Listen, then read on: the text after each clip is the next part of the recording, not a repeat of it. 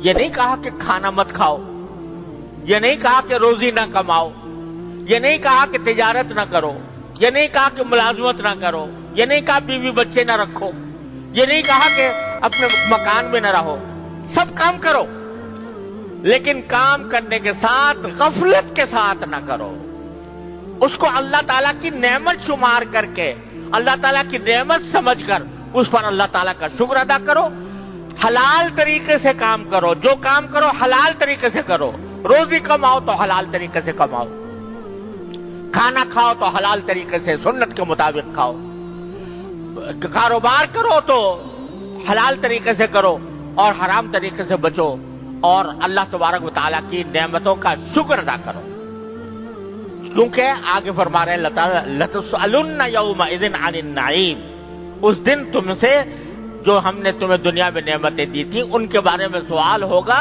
کہ وہ تم نے کیا ان کا حق ادا کیا۔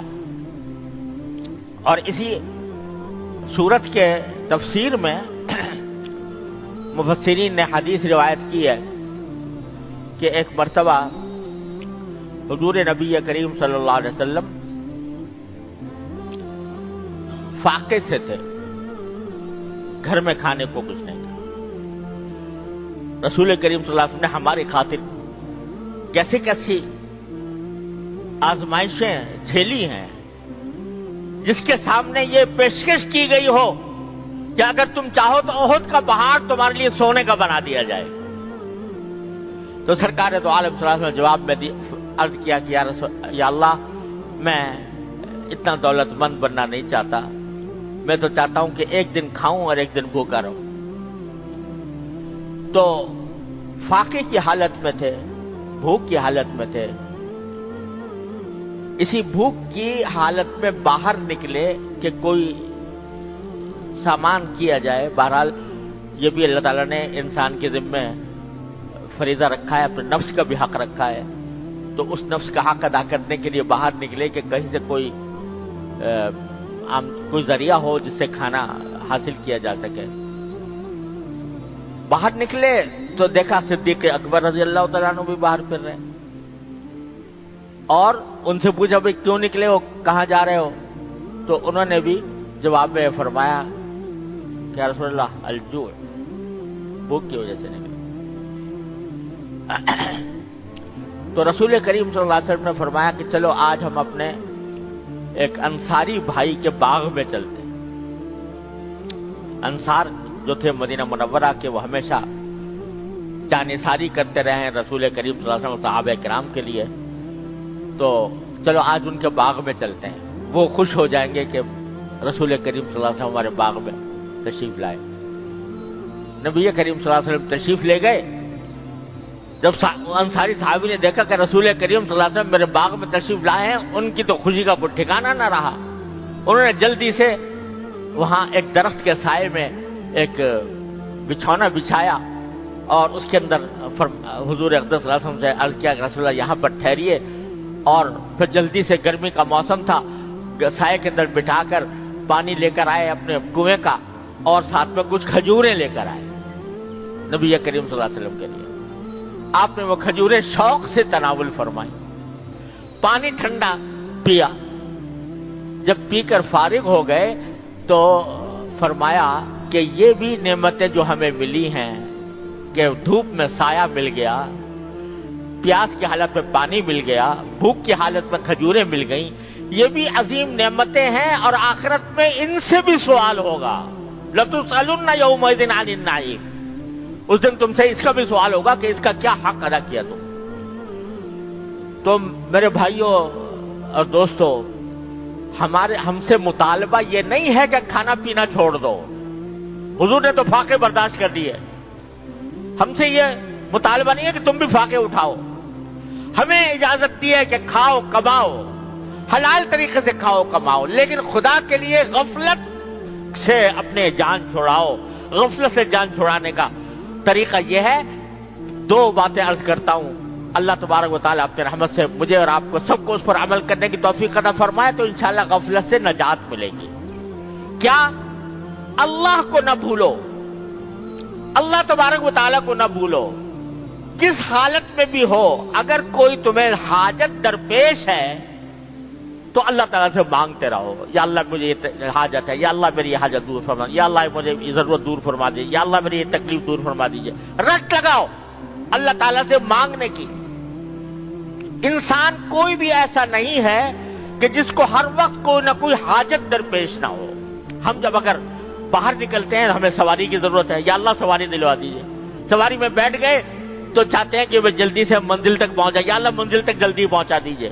दुआ की कसरत, अल्लाह ताला से मांगने की कसरत, इसकी आदत डालें। और जो चीज हासिल है, जो हाजत पूरी हुई है, खाना सामने आया है, पानी पी रहे हैं, घर वालों को अच्छा खुशहाल देख रहे हैं, तो हर बात पर अल्लाह ताला का शुक्र अदा करने की आदत डालें। या अल्लाह आपका शुक्र है आपने अच्छा खाना अता फरमाया, या अल्लाह आपका शुक्र है आपने अच्छा घर अता फरमाया, या अल्लाह आपका शुक्र है कि आपने घर के अंदर सुकून अता फरमाया, मेरे घर वाले सब खैर आफियत से हैं, अल्लाह हमें इसके शुक्र अदा करने की तौफीक अता फरमाई। ये दो बातें हैं, एक दुआ की कसरत, दूसरे शुक्र की कसरत। ये दो अगर बातें हम अपना लें अपनी जिंदगी के अंदर तो इंशाअल्लाह ये गफलत हमारे ऊपर तारी नहीं होगी, जिसका अल्लाह ताला ने इस सूरत में शिकवा फरमाया है। गफलत नहीं होगी तो इंशाअल्लाह अल्लाह तबारक व तआला का ध्यान रहेगा, अल्लाह ताला के सामने पेश होने का ध्यान रहेगा, आखिरत का तसव्वुर रहेगा, और वो हमें गुनाहों से भी बचाएगा इंशाअल्लाह, और हमारी जिंदगी को भी बेहतर बनाएगा, दुनिया को भी और आखिरत को भी। अल्लाह तबारक व तआला अपने फजल व करम से, अपने रहमत से हम सबको इसकी तौफीक अता फरमाए। व आखिर दावाना अनिल हम्द। ये नहीं कहा कि खाना मत खाओ, ये नहीं कहा कि रोजी ना कमाओ, ये नहीं कहा कि तिजारत ना करो, ये नहीं कहा कि मुलाजमत ना करो, ये नहीं कहा बीवी बच्चे ना रखो, ये नहीं कहा कि अपने मकान में ना रहो। सब काम करो, लेकिन काम करने के साथ गफलत के साथ ना करो। उसको अल्लाह ताला की नेमत शुमार करके, अल्लाह ताला की नेमत समझकर उस पर अल्लाह ताला का शुक्र अदा करो। हलाल तरीके से काम करो, जो काम करो हलाल तरीके से करो।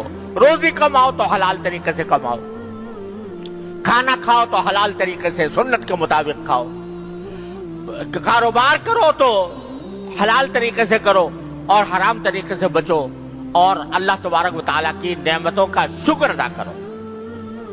क्योंकि आगे फरमा रहे हैं लतुसअलुन्ना यौमइज़िन अनिन नईम, उस दिन तुमसे जो हमने तुम्हें दुनिया में नेमतें दी थी उनके बारे में सवाल होगा कि वो तुमने क्या उनका हक अदा किया। और इसी सूरत के तफसीर में मुफस्सिरीन ने हदीस रिवायत की है कि एक मर्तबा हुजूर नबी करीम सल्लल्लाहु अलैहि वसल्लम फाके से थे, घर में खाने को कुछ नहीं था। रसूल करीम सल्लल्लाहु अलैहि वसल्लम ने हमारी खातिर कैसी कैसी आजमाइशें झेली हैं, जिसके सामने ये पेशकश की गई हो कि अगर तुम चाहो तो ओहद का पहाड़ तुम्हारे लिए सोने का बना दिया जाए। तो सरकार दो आलम सल्लल्लाहु अलैहि वसल्लम ने जवाब में अर्ज किया कि या अल्लाह, मैं इतना दौलतमंद बनना नहीं चाहता, मैं तो चाहता हूं कि एक दिन खाऊं और एक दिन भूखा रहूं। तो फाके की हालत में थे, भूख की हालत में थे। इसी भूख की हालत में बाहर निकले कि कोई सामान किया जाए। बहरहाल ये भी अल्लाह ताला ने इंसान के जिम्मे फरीजा रखा है, अपने नफ्स का भी हक रखा है। तो उस नफ्स का हक अदा करने के लिए बाहर निकले कि कहीं से कोई जरिया हो जिससे खाना हासिल किया जा सके। बाहर निकले तो देखा सिद्दीक अकबर रज़ी अल्लाह तआला अन्हु भी बाहर फिर रहे, और उनसे पूछा भाई क्यों निकले हो, कहां जा रहे हो? तो उन्होंने भी जवाब में फरमाया कि या रसूलल्लाह अल-जू', भूख की वजह से निकले। तो रसूल करीम सल्लल्लाहु अलैहि वसल्लम ने फरमाया कि चलो आज हम अपने एक अंसारी भाई के बाग में चलते। अंसार जो थे मदीना मुनव्वरा के, वो हमेशा जानिसारी करते रहे हैं रसूल करीम सल्लल्लाहु अलैहि वसल्लम सहाबा किराम के लिए। तो चलो आज उनके बाग में चलते हैं, वो खुश हो जाएंगे कि रसूल करीम सल्लल्लाहु अलैहि वसल्लम हमारे बाग में تشریف لائے. نبی کریم صلی اللہ علیہ وسلم تشریف لے گئے.